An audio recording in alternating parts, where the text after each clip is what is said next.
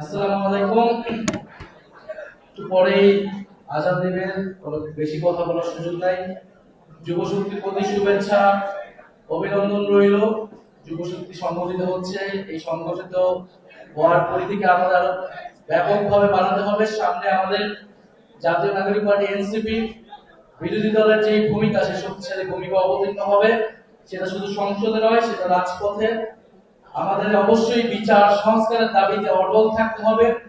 1400 মানুষকে হত্যা করা হয়েছে, 30,000-এর উপরে আমাদের ভাই বোনেরা আহত আছে।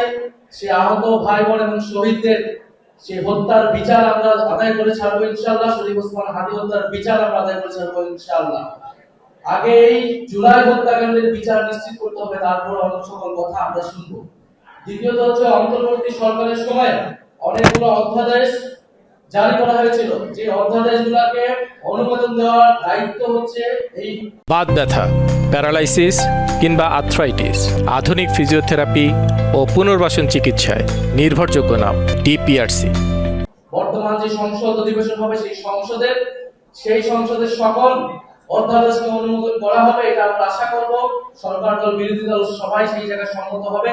কারণ এই নির্বাচন, এই সংসদ জুলাই গণঅভ্যুত্থানের ধারাবাহিকতা, পূর্ববর্তী অন্তর্বর্তী সরকারের ধারাবাহিকতা হিসেবেই দেখতে হবে এবং সংসদকে অবিলম্বে সংস্কার পরিষদ হিসেবে ঘোষণা করতে হবে, শপথ দিতে হবে এবং যেই ফ্যাসিস্ট যেই রাষ্ট্রপতি, সেই রাষ্ট্রপতির অভিশংসন করে তাকে গ্রেফতারের আওতায় আনতে হবে।